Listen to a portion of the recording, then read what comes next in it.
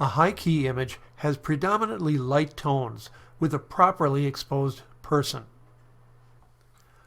A high-key image is not one that's just overexposed or developed lighter.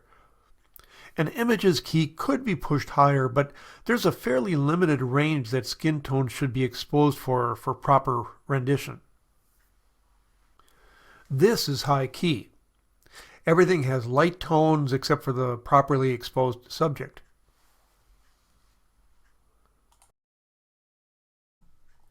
Because this was a high key image, I kept the lighting contrast low. But because our eyes are drawn to the point of highest contrast, my attention goes to that little dark hole between her neck and her hair.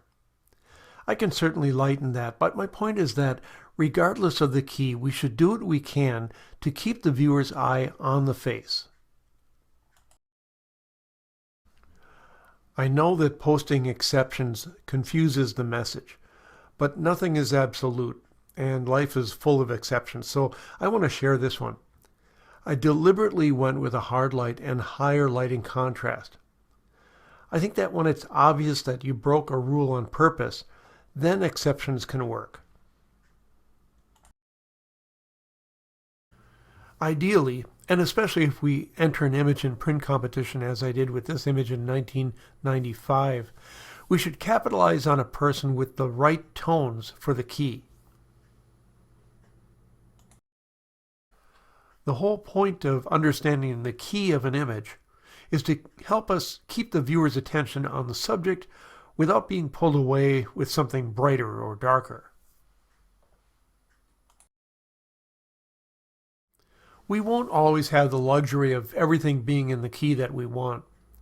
That dark grass doesn't help.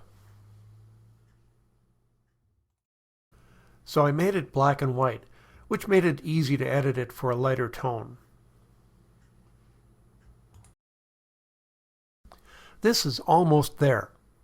Her dress and the background are all light, but there's that dark brown thing in the background.